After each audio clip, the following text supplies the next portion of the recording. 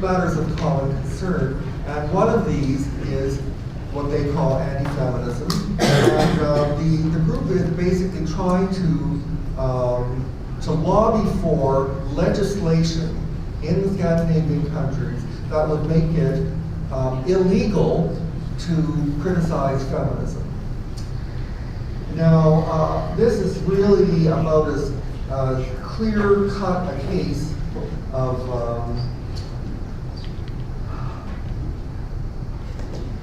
the opposite of freedom that I've been thinking about. Racism. Racism. Well, not exactly sexism.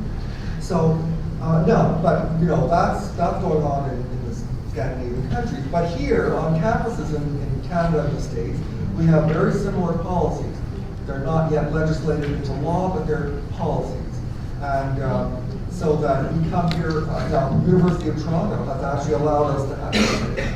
But maybe there are other universities that would not. Maybe Ryerson wouldn't do that. Maybe they believe that by virtue of merely challenging conventional wisdom, which by now has become ideological feminism, by virtue of merely challenging that, that is equivalent to hating women and therefore hate speech and therefore illegal.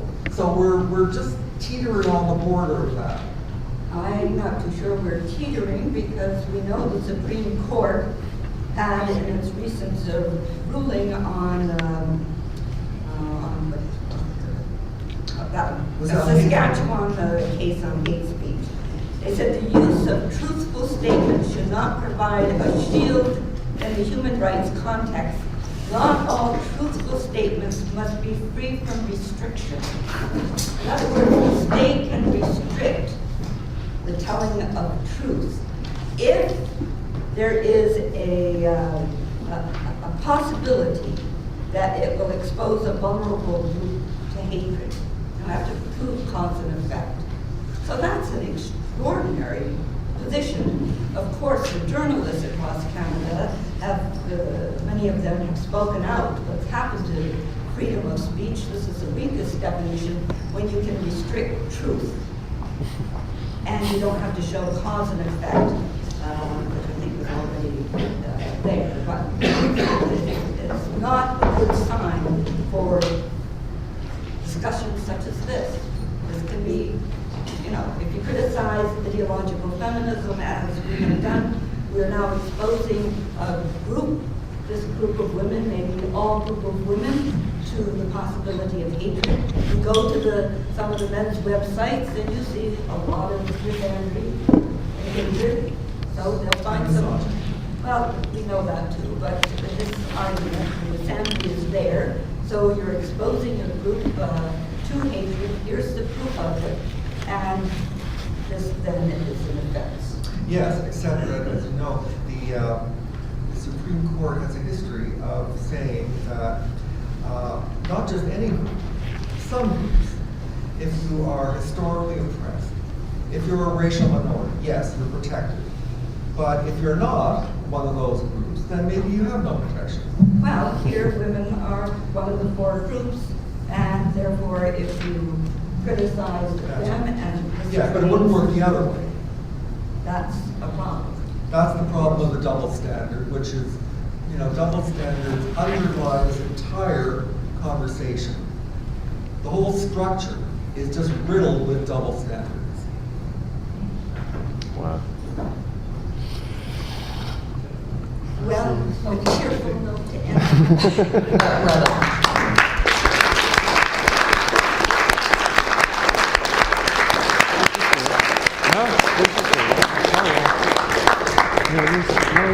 Can I just check? Is Please stop Brandon on set. Hay Can there? you speak, please? Anyone? If you are Brandon Hay, please raise your hand. Yes? No? If you're Okay. We're just going to do First name a Rand? quick thing. Brandon Hay Brandon. is working with an organization called the Black Dads Club. He's running a series of 9 events in 9 different Toronto communities. They're doing 2 main phases. The first phase is some research being conducted, basically town hall style, on some of the challenges that Black fathers are facing today, especially in Toronto. And then phase 2 is a series of interviews with individual Black fathers, looking at the challenges that they personally face and so on from that. It's very interesting because there are both men and women involved in this initiative. And the first event is Sunday at Young and Shooter at a place called the Onyx Barber Shop, of all places. So if anybody's interested in that, I'm not sure. But unfortunately, he wasn't able to be here tonight, so I was asked to give a bit of a shout out on his behalf. So hopefully, we've got one more of those coming eventually. But moving on, a very long list of things to get through. This has run a bit long, but I hope it's still remaining informative and people are learning, and it's very interesting. One of the strongest claims that we see made is the idea that law is discriminating against women, that there are laws in place that are actually creating legal institutionalized discrimination against women today. This is particularly interesting because personally I've been debating these issues for years, and I've often challenged people to give me any example, just one, and of course they never get back to me. They always pretty much shut up and I never see them again. In all of your work over the last few years, have you actually come across any of those cases?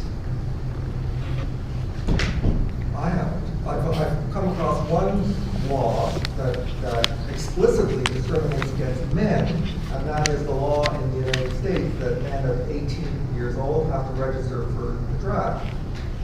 I can't think of any more explicit form of discrimination than that. And I think generally in law, there is gender neutrality in the terms.